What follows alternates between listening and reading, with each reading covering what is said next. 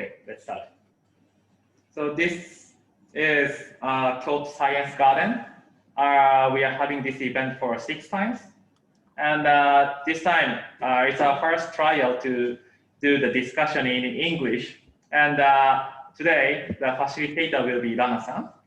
So she will be moderating the discussion.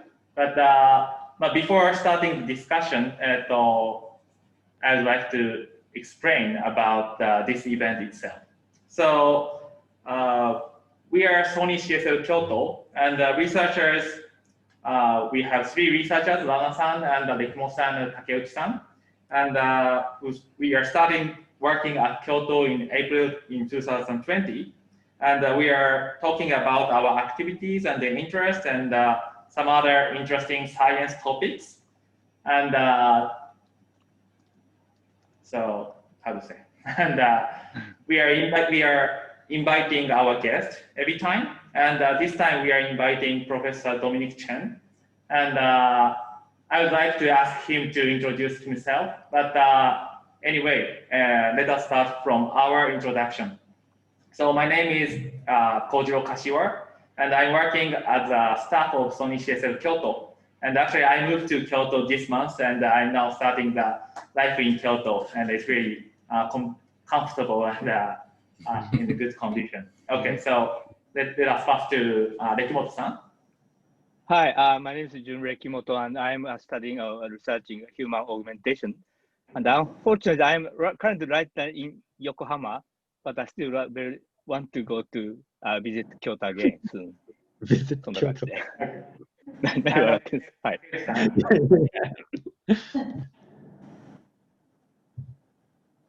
Also, Takeuchi-san, can you start? So I'm Yuichiro Takeuchi, and I'm in Tokyo right now too. Like I'm in my cozy apartment, and I do work on urbanism, like smart future cities. Yoroshiku onegaishimasu. Hi. Okay. And Lana-san, please. So I'm Lana. I'm also one of the researchers in this lab, and I work mostly on AI and artificial life. And today I will be the moderator of this event. So Dominic, can you introduce yourself? Sure. Hi. Hi everyone. My name is Dominic Chen. I'm an associate professor at the Waseda University right now. I'm also stuck in Tokyo, so it's really a shame I can't join you guys in Kyoto. But I was assured to hear that Rikimoto Sensei is also stuck in Yokohama, so I'm not the only one. So I started to join my university just 3 years ago, and before that I was running an IT venture company. But I was always interested in artificial life research, so that's where I met Anna-san in several artificial life conference. And yeah, today I'm very glad and honored to be here to talk to you guys about my recent study on how can I call it? I call it more than human interaction design study, which also, you know, have some relation with artificial life. So I hope Nana-san would, you know, ask me interesting questions about, you know, the intersection between that field and mine. So yeah, I'm very glad to be here. Yeah, we have lots of questions, I'm sure, as usual. My first question is, you are wearing a very unique T-shirt. It's written in Japanese that. Oh yeah. What's the message of this T-shirt? It's really hard to translate this in English. Yeah. In Japanese, it says "shabereru hou ga hen." So this T-shirt was made by Ito Asa, who is a researcher at the Tokodai University, and I assume she also, you know, do some study with Ikimoto Sensei. So you know her pretty well. So this means. Well, this is really hard. Sorry for the last question. Okay. No, it's quite important. This means it's weird that you're able to talk, you know, because she was studying people with a stuttering problem. So, you know, she is also a stuttering person, and I'm also a stuttering person. So we wear this T-shirt to kind of, you know, encourage ourselves. It's okay to stutter. I had no idea you had a stutter, but I have one too. So everyone is stuttering. Really? Yeah. I didn't know that either. So the reason why I invited you is because in this lab, we try to hire somebody who does food science because we are all interested in food and Really? good eating and, you know, the things that make us happy in life. And your research That's topic great. is perfect. Plus, it's also artificial life, which is what I like most. So that's the reason why I invited you. And also, you speak English. Great. Guess I'm the perfect match. Can you tell you about your research? Sure. So let me try to use this strange app called Mm-hmm. You guys know about this. So instead of grabbing the whole screen, let me try to do this. Okay, can you see my slides? Oh, Yes, yep. we can see your Okay. slides and we can see you too. Cool. So maybe it's better for you guys to put on the gallery mode instead of the speaker. Oh, I mean the speaker mode is better. Sorry. Yeah. So that, you know, my screen would become bigger on your screen too. Okay. So how long we have time tonight? Until like 8 o'clock. It's usually between 1 hour and 1 hour and a half, I think, including discussion. Yeah. Okay, so I tried my best to shorten my presentation, but in case you feel it's too long, you know, just cut me through it and, you know, start asking me a question. And yes, I have the bad habit to, you know, talk for too long. So please cut me in half Okay. while I'm talking. Okay, so let me start explaining about my study. So the title of my presentation tonight is Design for Mutual Care and Exploration into Human Microbe Relationships with NukaBot. So the name of my system is called NukaBot, of which you can see the picture on the slides. So it involves fermentation food, fermenting bacterias, some AI, life, you know, design engineering stuff, and most importantly, it's about the, you know, relationship between human and microbes and how we can, you know, kind of build and nurture this sustainable relationship between those two.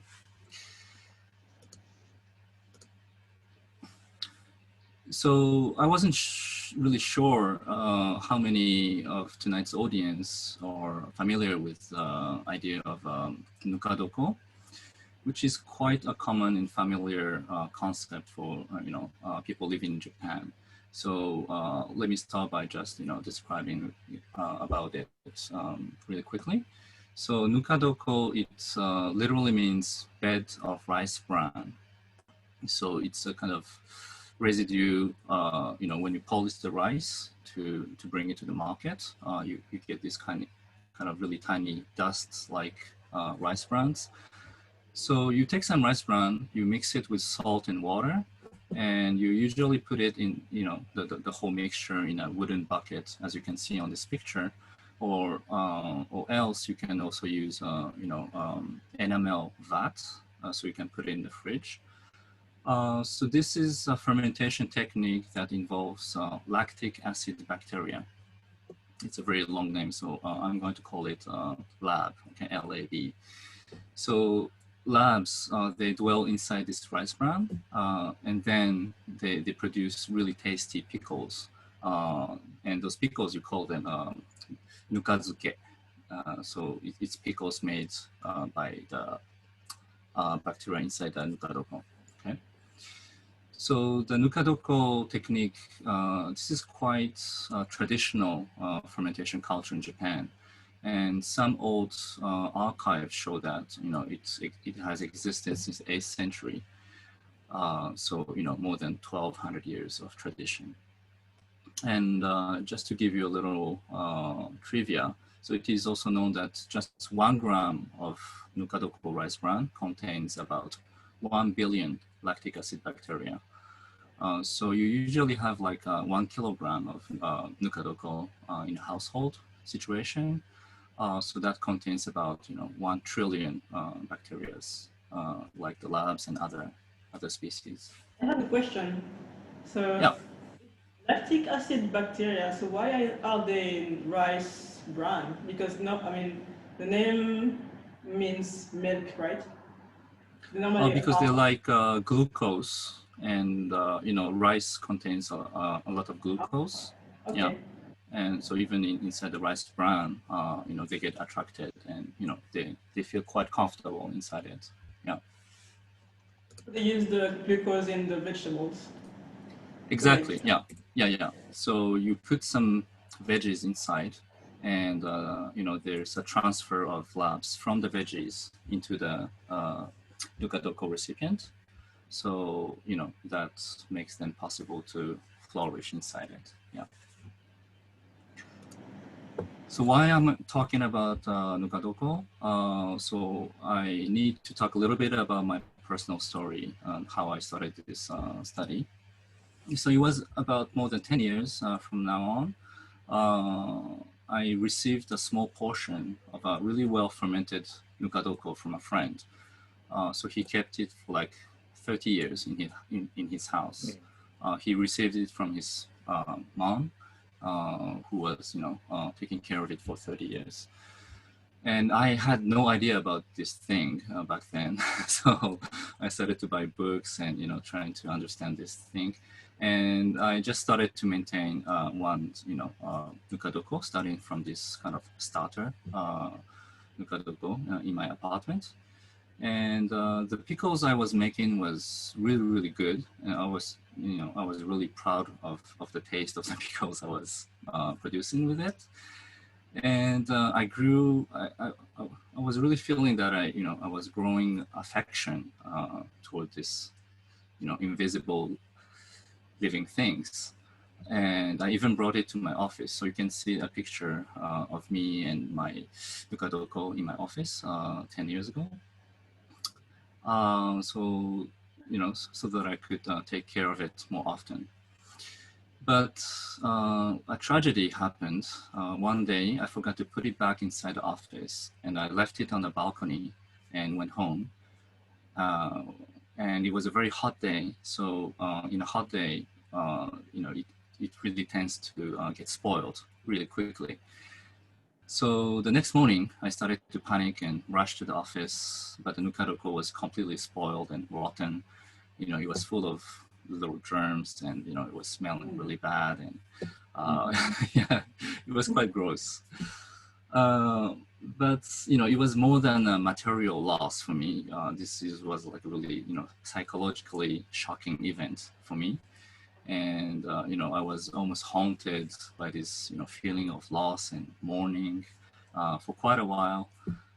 Then I started to find to try a new way not to spoil my Nukadoko ever again. So then I started to realize that people in modern day, they tend to put their Nukadoko inside an enamel vat, a really small recipient, and they put it in the fridge. So when you put, culture of microorganisms in a fridge, it means that it slows the activities of the microbes. So it's kept safe. It doesn't rot. It doesn't get spoiled, but it does not ferment well either. So it was kind of a compromise technique for me. So this wasn't the right direction for me. So I started to kind of, understand my own motivation toward, this relationship with Nukadoko. So I started to wonder how to nurture a Nukadoko in a sustainable way without locking it in the fridge. And then I started to imagine things, and I wanted to talk to the microbacteria inside a Nukadoko, and not put them in the fridge, so that I can take care of them in a better way. So I started to imagining, to design a Nukadoko robot, which is a Nukabot,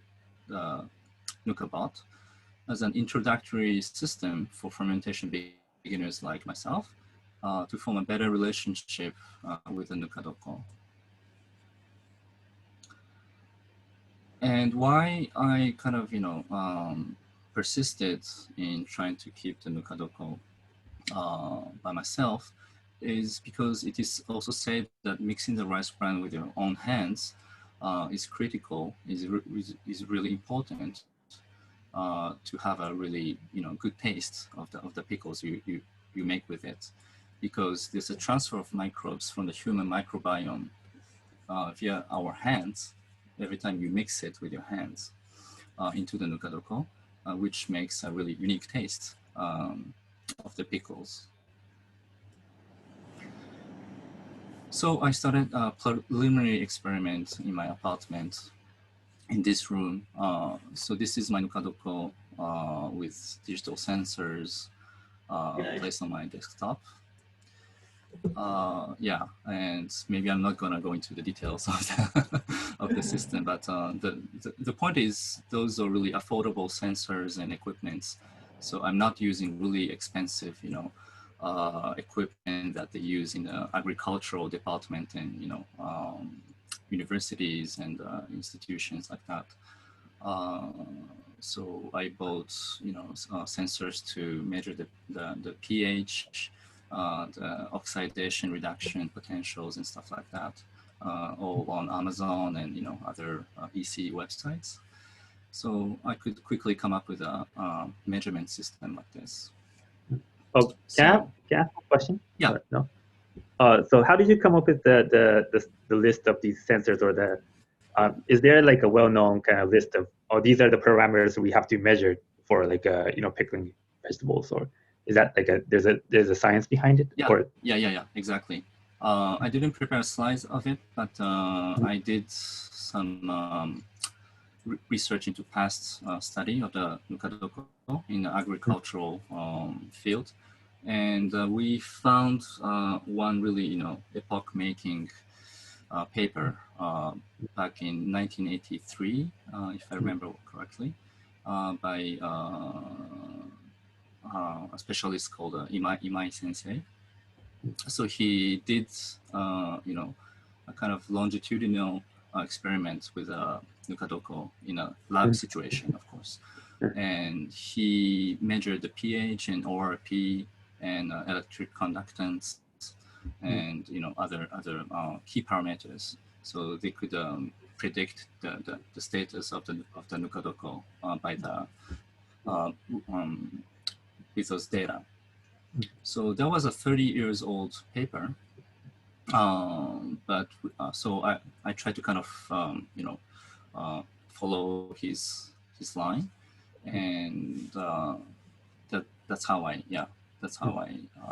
set up this system.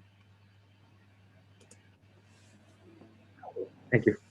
So like this, and so I left it like this for like 3 months on my desktop. Of course, I mixed it every day with my hand so that it doesn't get spoiled. And based on those papers that I just mentioned, we've built a kind of a hypothetical, model of the fermentation process of Nukadoko. So in about 30 days, it starts to get really fermenting, and after 60 days, the pickles get tasty and stuff like that. Wait, how long do you usually leave the vegetables inside this? So it really depends on the environmental conditions, like the temperature and the humidities. So usually in the hot season, like in summer, the activities of the microbes are really high, so it gets spoiled easily, but also it starts to ferment quite quickly also. But if you start in winter, the whole process becomes really slow. So I started this in October in 2018, I remember. So it was quite slow. Mm. Mm.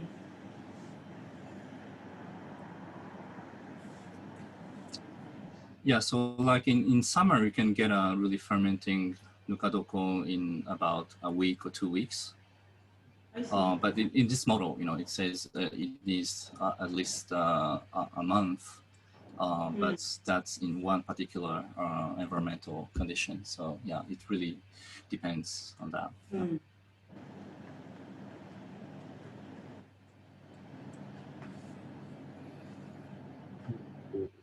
So based on those data we collected over the course of 3 months, we did some, basic analysis. We did some PCA analysis, and um, we found some correlation between, the collected data and the fermentation status. So we could approximately predict if the nukadoko is being spoiled or not, or if it's fermenting well or not, and stuff like that. Actually, we've made 3 of those systems, and we kept 2 in Tokyo, one in Yamanashi, and we did some, comparison of data based on those papers. Is it the same person who is mixing all of these, or because you No. said okay, yeah.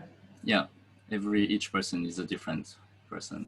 Yeah, with different taste also. So we sometimes argue that my nukadoko is better than yours, and etc.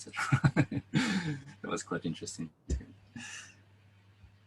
So based on this preliminary study, we started to kind of design a system to realize my imagination. So you could really talk to the nukadoko via voice UI. So I wanted to talk to the nukadoko, ask it some questions like, how are you, like, what do you want now? And the system would, calculate based on the data, on the real-time data it's collecting, so that it could, tell the human beginner in a very plain, phrases like, I'm going to rot if you don't mix me, or I'm getting ripe now, so why don't you take out my veggies, stuff like that. So the system was, we've built this quite quickly, but then we needed to test in the real world situation. And by chance, we got invited at the Broken Nature exhibition, which was the 22nd Triennale Milano in 2019. It was curated by Miss Paola Antonelli, who is a senior curator at the New York MoMA, and she curated this whole show called Broken Nature. So this is our first prototype, and as you can see, it kind of looks like a smart speaker, right? So this was a quite, a kind of premature design, because if you can talk to something and if it can answer, so it should look like a smart speaker. So we've put Nukadoko VAT. We've designed it with a 3D printer and put it inside this whole, white kind of smart speaker looking design. And do I have a video? Yeah. So this is the show. Oh, so you can hear my audio, right? So how? You cannot hear the audio from the video. You can't hear. Okay. Let me try to put the speaker from my PC. How about this?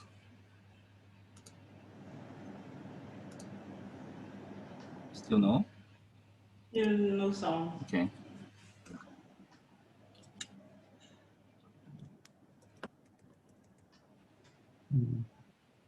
How about now? Front of you. It seems like I am in a good shape. Not super well, and not so bad either.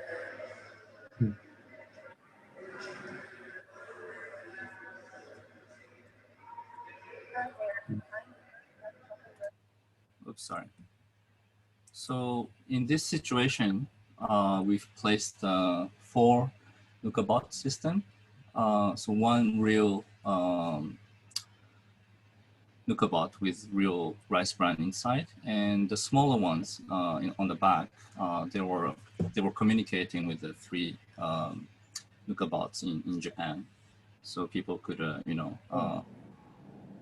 understand how those NukaBots in Japan are doing from Italy.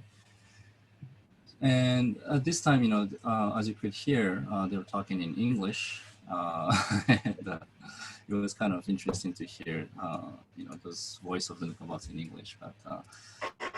But then, after 3 months, we had another opportunity to exhibit this in Tokyo.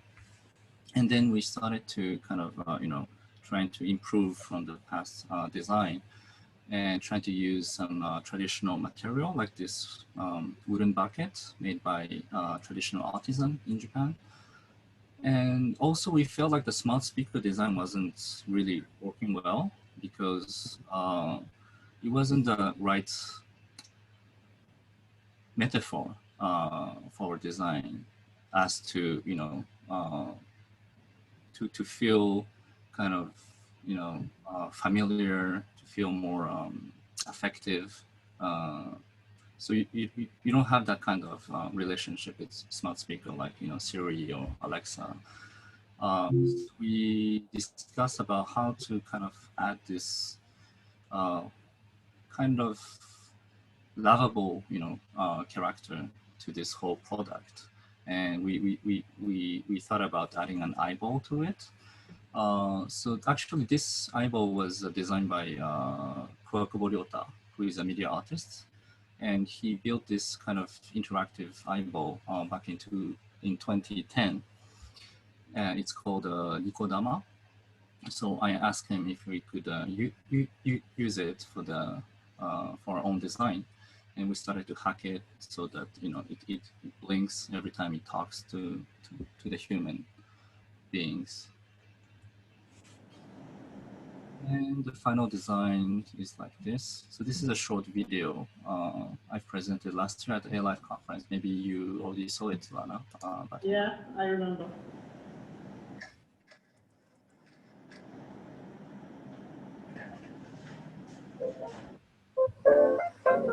Hey, Nuka.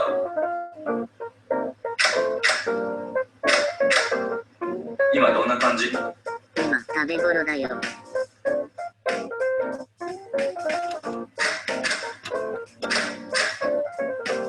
そろそろかき混ぜたら？今の僕はいい感じに発酵できてるよ。pH も 4.5 でちょうど良いし、ORB もマイナス50くらいで悪くない。ちょっと暑くてジメジメしてるのが気になるけど。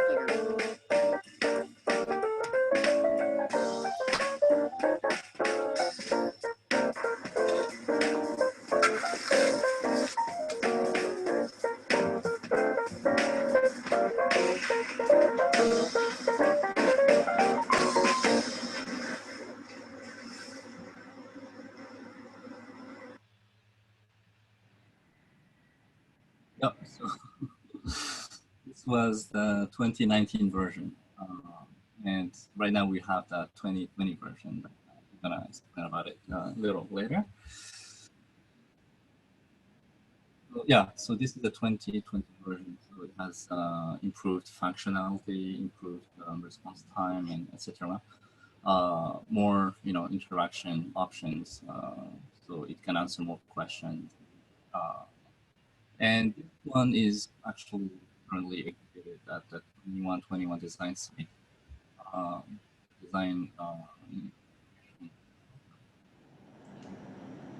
I think we can't hear you very well. Oh, really? Sometimes it's mute, I don't know. Okay. let me try to adjust my mic. Can you hear me now? Yes, we can hear you. I was saying that this new version is currently exhibited at the 2121 design site in Tokyo. It's part of this show that I actually directed. It's called the Translations exhibition. So this is one example of translation of the, of the feeling of the microbes into human language.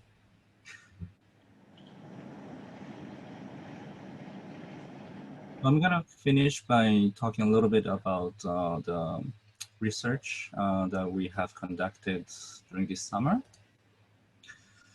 So we wrote a full paper to a conference. So I should not say which conference it is because it's an anonymous process. But maybe you can guess. But yeah. Oh, I have no idea. Thank you, Anna. No problem. All right, so we started to try to connect, this whole study about, what kind of global discussion it can relate to. And we soon discovered that there's a really vivid discussion about, the relationship between human beings and the so-called more than human, so other species than human beings. Famously, led by Dana Haraway and Anna Tsing. So this whole post-humanistic discussion by then, or being more and more preferred by fields such as animal-computer interaction (ACI) or CHI, computer-human interaction. Other fields such as participatory design, speculative design, etc., etc. And it was interesting. It was really interesting for me to discover that they all involve this idea of care, how we can think of caring for more than human beings. So they sometimes talk about dogs, cats, elephants, plants, and sometimes mushrooms, and how to make kin, as Haraway puts it, with those the species, and how we can cultivate arts of noticing the aliveness of this species. That's a word from Tin. And yeah, just to show you one related study, quite close to ours, in the design provocation field. This is a paper of Kai in 2018, written by Liu and her colleagues.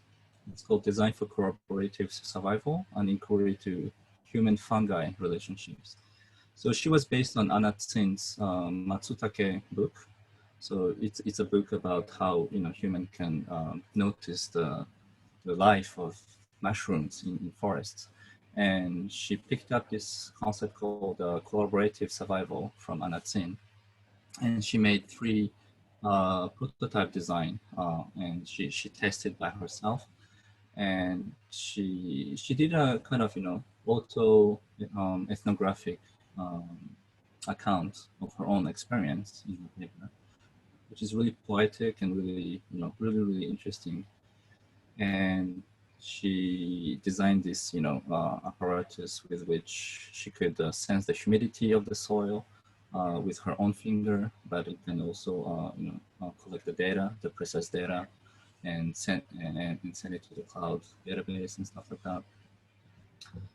So people are starting to explore, relationship with human and more than human beings like this. And I have many other examples, but it's gonna take time, so I'm just gonna skip it. So for our own study, we referred mainly by this book called Matters of Care, which was written by Maria Puig de la Veracasa. So she's a philosopher, cultural anthropologist, and she leads this discussion on the importance of non-normative ethics with the modern human world. And this whole discussion is about in response to the global environmental crisis. So how we can relate ourselves to the deteriorating environments, and how we can rebuild this more inherent relationship with the natural environment itself. So in this book, she focused on soil-human relationship. So she studies a lot of soil science and soil sociology, affective geography, etc. And she brings this concept of food web. This is a notion of understanding not only how species feed on each other, but how one species' waste becomes another one's food. And reading this book, I really started to relate this discussion with problematics of fermentation food, because of course soil and rice bran is not the same at all. But this idea of food web is completely applicable to fermented food. So we extracted this triptych model of ethicality run by Puch de la Bellacasa.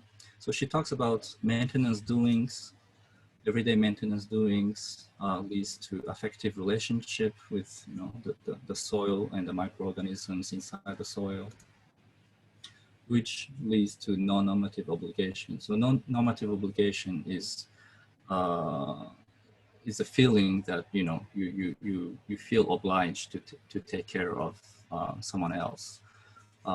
So you don't do it because someone ordered you to do so, but it's a more inherent feeling.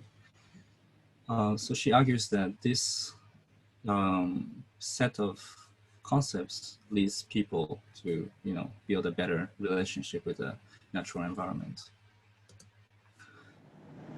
So based on that, we tried to evaluate our design. We did some experiments. I'm just gonna explain about it in a second.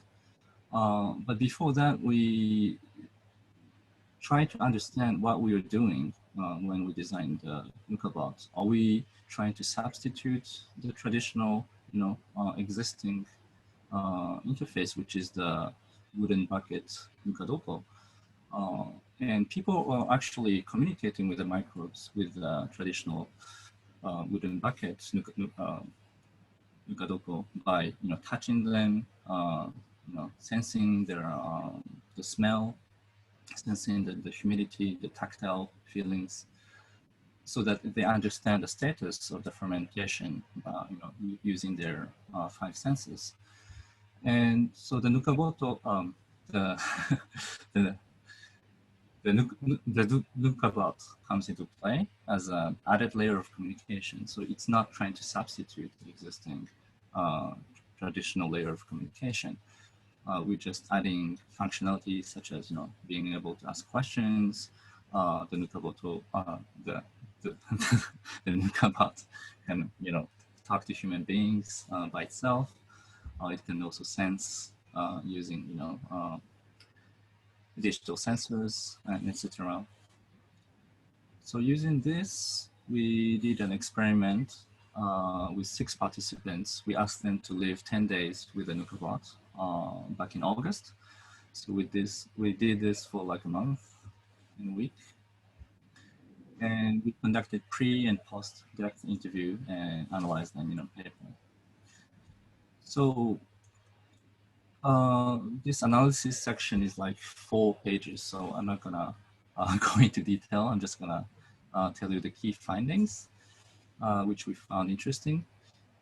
So basically the monologue, the alert function, when the NukaBot wants you to steer the rice bran. So this proved to be really functional for people to take care of it and not to forget they have to mix it, but it also helped to raise the sense of aliveness of the system to the people. So that was interesting. And, we put some trivial conversation function, like, people can ask, how are you? Like, just to say, good morning, good night, stuff like that, which was not functional at all. But people enjoy doing those conversations with the Nuka bot, and they all reported to us that it's help generate some sense of kinship and companionship. So some people say they don't feel lonely in the kitchen with the Nuka bot. And lastly, our participants reported that they felt really obliged to take care of it because they can, they could hear the voice of the Nuka bot, and so even when they're like in a remote space, like in office during the daytime or nighttime, they started to think about, oh, if my Nuka bot is going okay or not, So they decided to go home earlier than scheduled. So it was really helpful to build a kind of psychological tie, just instead of automatic system that could take care of the fermentation microbes by itself. So based on these findings, we kind of try to build a hypothetical design dimension, for mutual care with the microbes. So we try to analyze, what function helped nurture the ethical feeling of the participants. So we call it the ethopoietic processes of the three components that Puch de la Bella Casa is talking about. So everyday maintenance doing, the affective relations part, and the non-normative, obligation part. So each function corresponds to each dimension of this kind of ethicality. So we hope that this could help, this could be a contribution to the other people working with, microbes or like plants or other animals using computers and interaction design. So lastly, we still have a lot of things to do in the future work. We really want to do a more longitudinal experiments, like 3 months to 1 year, because 10 days is really short. And, maybe, they're all kind of reported in a positive way, but maybe in a month they would feel it's different. Really want to know what would happen after such a long time. And also we are completely based on this design of vocal conversation via vocal UI, but we want to try to explore other other ways of communication, like using sound design or soft robotics or visual display, etc. We have many ideas, but we really want to compare the difference of what the medium would do to the relationship. And also we want to apply this model that we have just built for nurturing relationship with other species and microbes, such as we really want to use it for isome, which is also a fermentation process, or another fermented food, which is the miso, like in soup, or just trying to create a soil bot or plant bot, etc. Yep. This is my final slide. This is my team. I'm working with Ogura Hiraku-san, Young Song, and Kichi Moriya, and yeah. And from the AirLife conference, I met some people like Alex Penn and Eric Holm. Eric being a specialist in microbiology, who gave me really invaluable advice. So yeah, I'm really excited to do the future work from now on. Thank you so much. Thank you for your presentation. The first time that I heard about your research, I think it was in 2018 at ALife, I guess. And since then, there was the of course, the coronavirus crisis. And then maybe you noticed on Twitter, but everyone started baking, right, while there was the lockdown. And everyone wanted to bake using sourdough. So you need a sourdough starter. Right, Which right. is, yeah. And it was really like Yonikabot, but without any way to actually know. Oops, sorry about that. And so a lot of people that I saw on my Twitter feed, they were very frustrated because the starter dies suddenly, or they don't know what to do, or what is the state now. And I thought if you had a starter bot, you would have become, rich probably. Yeah, How do you feel about totally. that? Too bad I was too late. Yeah, but that's a really interesting fact that I also, yeah, I also saw people around me, my friends started to, cook, started to, grow some plants at home, and they take, more attention to the natural environments around them. So yeah, And they give names to the starters, right? This is my starter, and this is the name of the starter. It's really like a pet. yeah, exactly. So there's some really hardcore people in the fermentation culture, especially in Japan. So actually, I was on TV in April. It was a variety TV program uh, in Japanese TV, and they kind of tried to gather, fermentation maniacs all around Tokyo, and I was invited as as being one. And there was a person who was really literally talking to his own mukadoko every day. And he felt lonely after he got divorced with his wife, and he started to nurture mukadoko. He was really more than a pet. He was like a companion, like a partner in living. And this is a really interesting aspect of fermentation food, because it deals living microorganisms. So you can't see them, but you can sense it, you can feel it, you can tell if it's going well or not. So people are already projecting their own feelings toward this you know thing. I feel like the fact that it's fragile is really important because, for example, some of my friends, they have sourdough starters that are really finicky. You have to have this temperature or it dies immediately, and you have to do something every 8 hours. And I also have a sourdough starter, but it's really robust. It's always alive, whatever I do. So I don't really care about it because, it doesn't really need me. It's not, it's maybe too robust to be interesting, I guess. Exactly. So every time I present this study, I get questions like, so why don't you make an automatic system, like put a robotic arm inside the recipient so that they can mix it up, in an automatic way, so you don't need to take care of it. But that's one thing I would never do by myself, because that's not the essential part of my practice of taking care of the lactic acid bacteria inside it. So that's a completely different story. And I understand that some people might want to have that kind of system, but that's not my interest.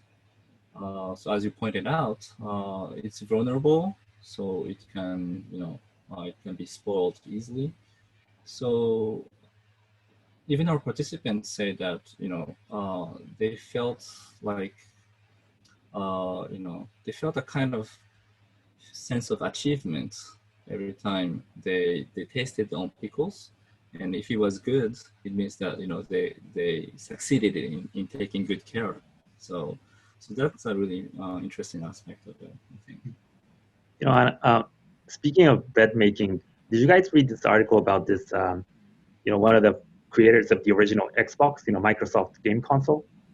That guy's really into bread making, and one of the things he did was he teamed up with a group of scientists, and he took this kind of a excavated Egyptian pot from 5,000 years ago, and there's some pieces of yeast, stuck on the pot, and you would think that it's dead, right? But what's amazing is that they're actually alive in a dormant state. And so what they did was they kind of picked out the yeast, and they managed to revive the yeast. And so they cooked this, and they also brought in this archaeologist to like learn about the exact process they used 5,000 years ago.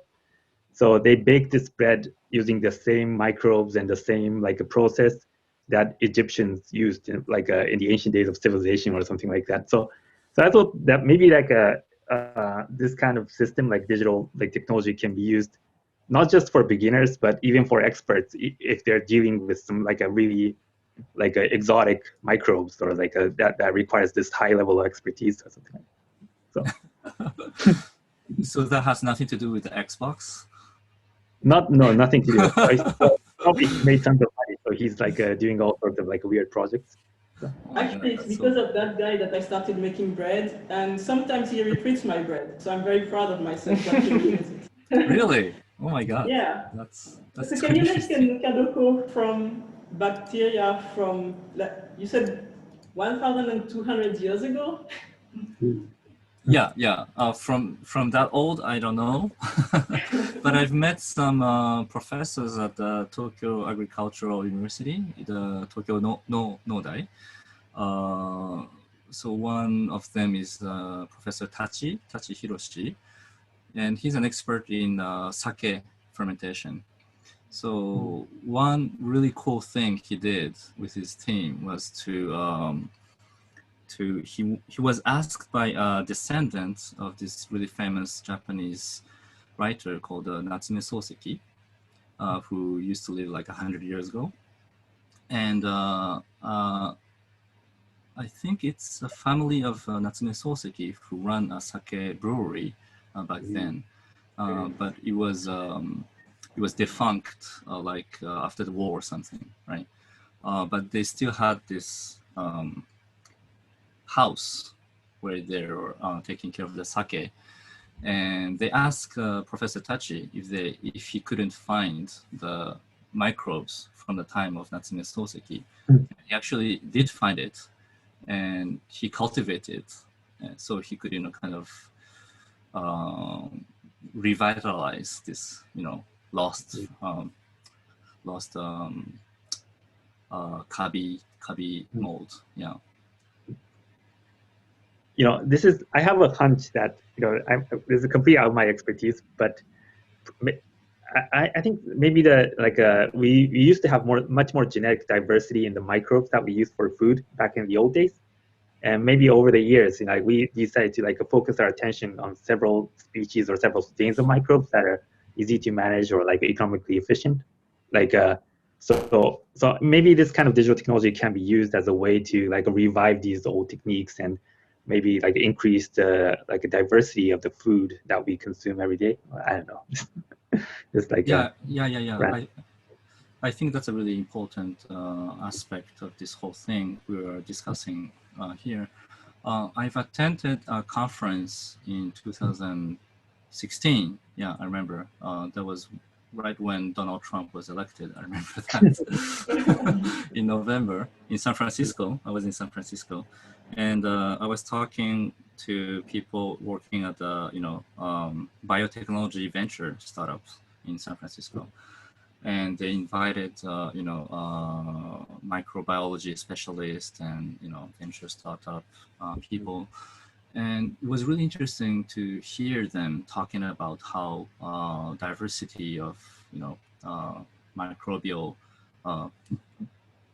environment is starting to deteriorate in America because people are, are trying to kill the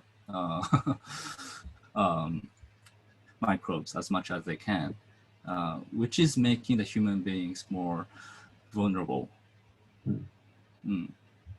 So it's kind of ironical situation because we try to kill the microbes, but we are getting more and more,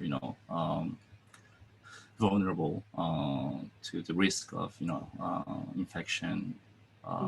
And this year, we're having this global situation, and this, leads us to think about, how to think about you know, putting them back in your everyday life situation.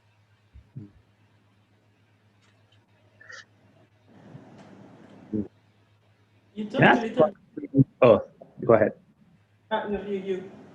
Me? Oh no, I want to ask. I had this like completely unrelated question, but about like the use of anthropomorphic metaphors in your designs. So one way of thinking about NukaPop is like it's a information display device. So it's a device that shows information, like tells users about the state of microbes, which are like invisible, right? Microbes are tiny, so. But it's a device that visualizes those information, and of course the information can be displayed in many different ways. And a very boring way to do that will be to take a screen and like show some charts and graphs and numbers that show like the state of the microbe. Exactly. Yeah. Yeah, but you chose exactly. You chose this anthropomorphic metaphor. Do you have any insights about like your aims and what worked and what didn't work? Maybe no. Yeah, thank you very much for the question. So that's one thing I had to explain in our paper, because anthropomorphism is often criticized in the, post-humanistic discussion, because we talk a lot about how to decentralize the position of human beings in this whole discussion. So that's why we use the terms like more than human beings, because we don't want to just call them other species. We really have to reposition them at the same level of hierarchy as human beings. So taking into consideration that kind of discussion, I had to explain why trying to anthropomorphize our system by letting it speak. So in our paper, I kind of wrote a rebuttal to that kind of criticism beforehand. So I had to explain about yokai in English, which wasn't really easy. So we actually based our discussion on a book called on a book by an American scholar called Dylan Foster. He's a cultural anthropologist working in San Francisco. So he wrote this whole book of yokai, and he is explaining it as a symbol of liminality or in-betweenness between the human worlds and the natural worlds. So in the Edo era, which is like between 17th century and 19th century, there are many ukiyo-e artists who painted, the representation of yokai, which is monster spirits that come out of nowhere, but they interact with human beings and they go back into natural environments, right?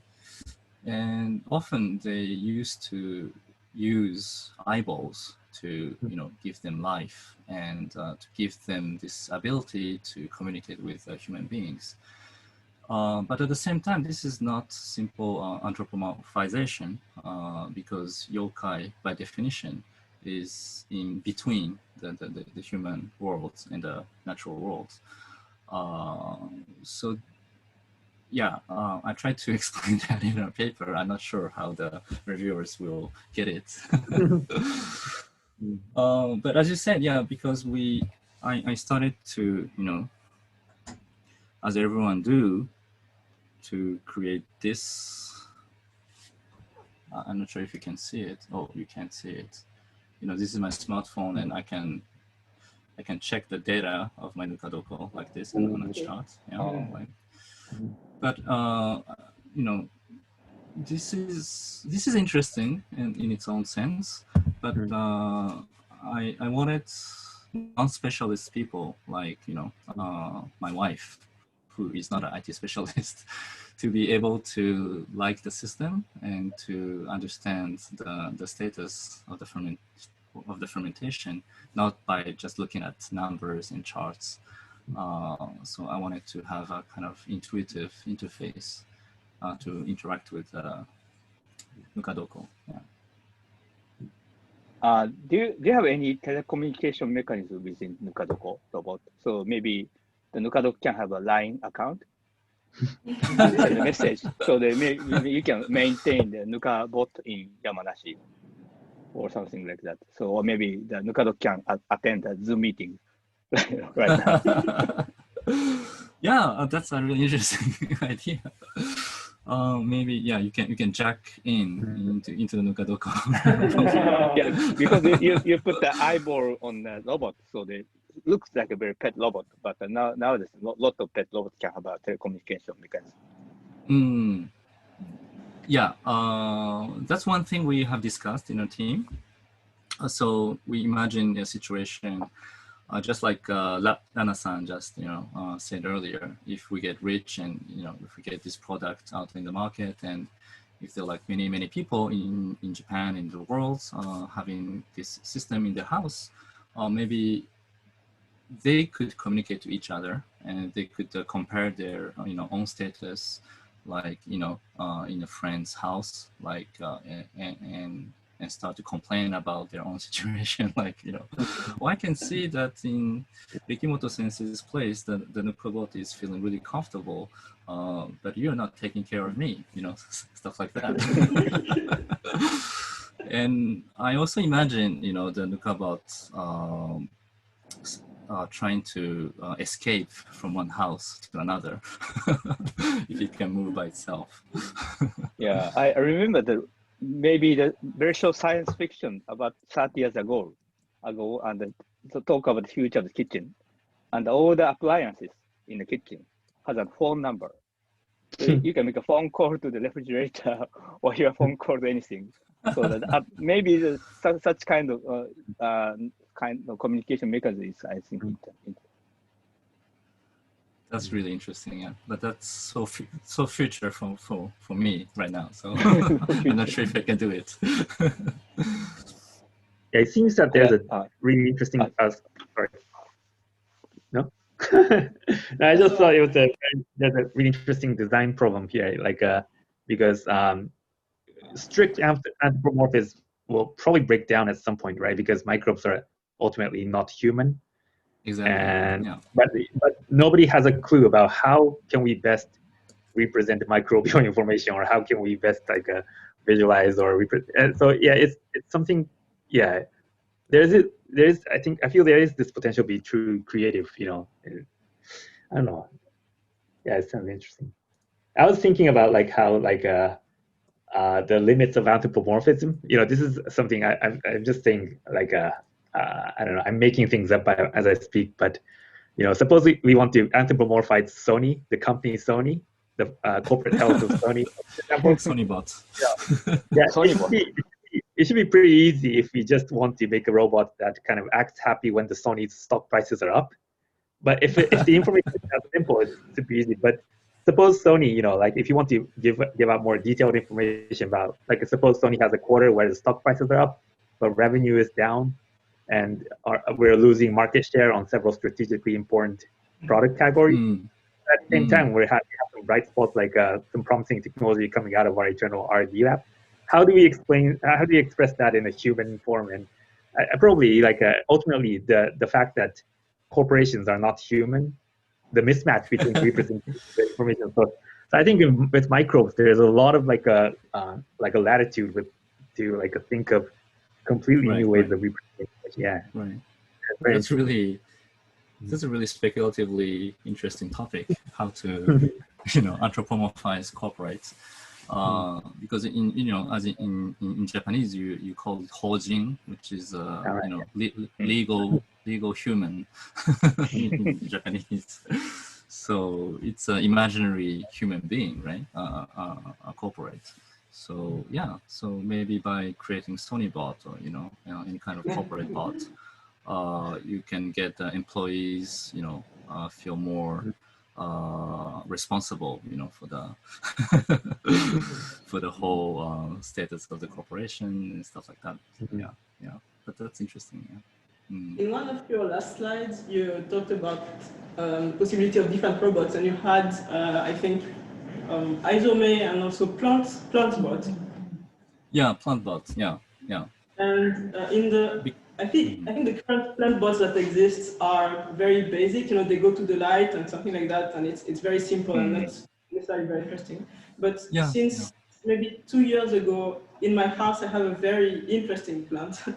And you know mimosa, the plant, when you touch it, it closes. Yeah, yeah, yeah. So if you look for research about this plant, the only thing that you find is, oh, when you touch it, it closes, but actually it has a lot of very interesting behaviors. It's always moving all the time. It moves really fast. Sometimes it goes towards the light. Sometimes it runs away from the light. Sometimes it just closes for no reason. I mean, it's really interesting, but I don't know what it means. And I was thinking I would like to have some kind of, you know, robot that reacts to the strange reaction of that plant. Yeah. I think there are many, many studies in the past that try to, make plants interactive. Since the 1980s, 90s, especially in the fields of media arts. I'm still hesitant in running through that direction completely. I think it's inside my field of interest because you can't really talk to a plant, and because a plant doesn't talk and it doesn't think as human beings think. But maybe you could translate, their behavior in a human language, and maybe that could help nurture a better relationship between the plants and the human beings. So, I saw so it was, in that sense, yeah, go ahead. yeah, as you said, the research that I saw, it was about trying to make the plant interactive. But this mimosa plant, it's already interactive, very interactive. I just don't know what it means. Right. So there's a really interesting work in our exhibition, the translation exhibition. I hope you can see this. So this is a work called Institute for Inconspicuous Language, Reading Lips by this Slovenian artist called Špela Petric. And her work was also exhibited at Electronica last year. So she's a really interesting artist, and she holds a PhD in biology, but she's also an artist. And what she did is that she found that those spores found on plants' leaves, they open and close like human lips, right? So she hired a reading lip specialist and asked him to translate what the leaves are talking about. And apparently this guy is completely confused, right? You can tell by his facial expression. This is so funny. So this work is kind of, it can be seen as an ironic, interpretation of, human beings always trying to understand other species from the human point of view. But at the same time, I talked to her last week, and she was quite serious about, trying to understand plant well-being, and she's really interested in finding out. So, what's the pleasure factors for plants? So, she might come up with a scientific version of this study.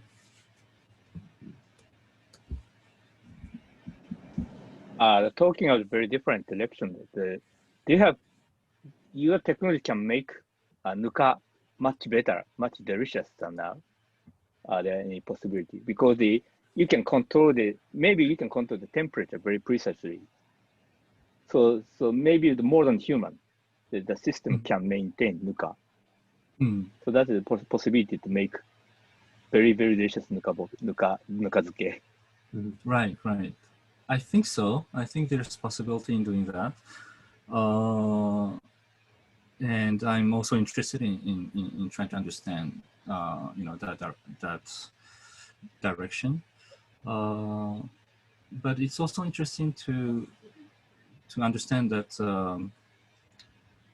Nukadoko itself is a kind of an artificial life setup because it doesn't happen spontaneously in a natural environment. So it's an artificial setup in itself. But at the same time, it's a very diverse, a kind of holobiont system, because it doesn't only need lactic acid bacteria, but it also needs the presence of other microbes that are called gram-negative bacteria and yeasts and other unknown bacteria also. So, and there's a lot of unknown in the science of Nukadoko. So as I said, I talked about there's a transfer of microbiome from human hands into Nukadoko, which is not proven scientifically yet. So I'm asking a colleague who is a microbiologist to scientifically prove this. So I hope he will do that. And also talking about, really, really long-lasting Nukadoko, which is like more than 100 years old Nukadoko that you can find in Kitakyushu area. And there are some scientists who've run some analysis of those Nukadoko, and they found out really unique types of labs that only exist in this 100-year-old system, So there's lots of unknown, and there's much to do from the scientific perspective. So yeah, maybe science and engineering and design could push us, to further boundaries of, very super delicious pickles. Do you know any good taste sensor for that purpose? So I think probably sensing taste is very important for making delicious things, delicious food. Yeah. So that's another important aspect also, I think, because we've implemented a function to our system so that you can do a personal sensual evaluation. So you can tell the Nukabot how good was the pickles of that day. So that the system will learn, the correlation between those tasting score by that person and the fermentation status of the sensed information collected by the sensors. So by doing that, after a year or two, so if I live with my Nukabot for 1 year and I keep telling my system, this is good, this is good, or another day it was bad, it would learn my taste, right? And as I do it, I suppose that my tasting skill would also evolve, right? So if you compare that system with, let's say, your system after 1 year, you would say, so today's pickles might taste good. So that would be a personalized prediction for you and not for me. But I think that's a really important and interesting aspect because I'm against the kind of, universal scoring of good taste. So I don't want to create another Starbucks for fermented foods. Nukabox. You know what I mean? Nukabox. I like that naming though. How do they create those like mass-produced pickles? Like, do they like use Nukadoko at a massive scale, or do they use something completely different? Like an industrial. Industrial version, yes, exactly. So they have those huge, gigantic, factories of Nukazuke. And I'm not saying these pickles are bad. I sometimes buy it in the konbini or at the supermarket when I don't have time to take care of my own Nukadoko.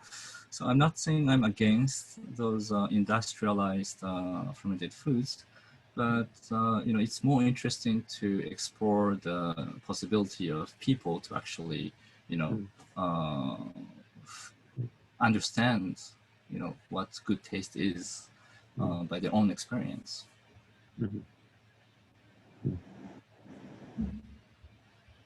like I read about how these sake breweries, they're turning into some kind of a mini factory kind of thing because they want to control and measure all the environmental parameters like temperature and humidity. So it's kind of, when I heard about that, I thought it was turning into something similar to like how, companies like Sony make their semiconductor, like image sensor.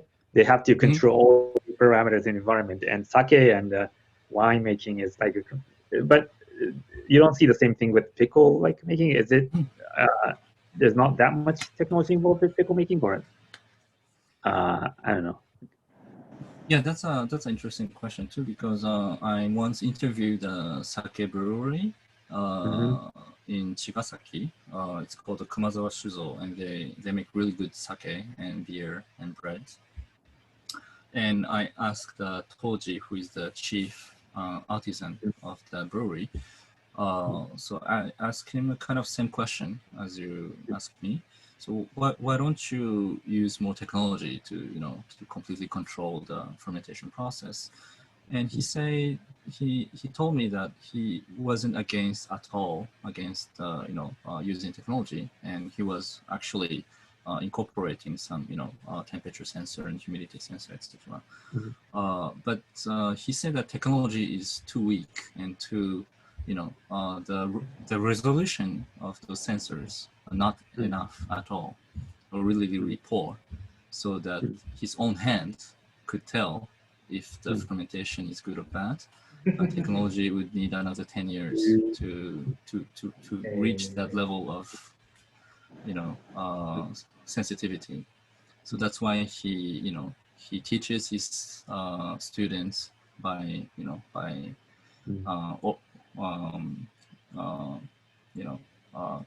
trying to depict his own experience by his own words, so that he can't still let the technology do that part.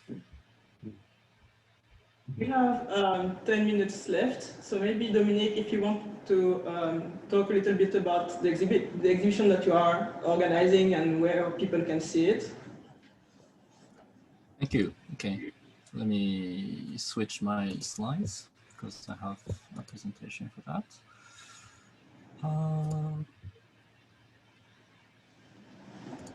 All right.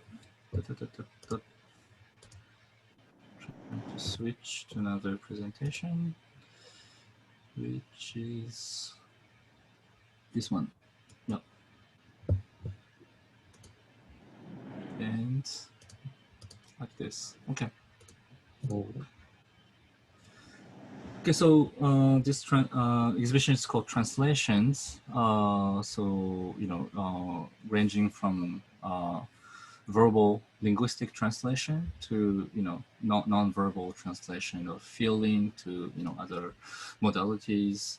So we have communication between human beings, communication between other species like the microbes and the plants.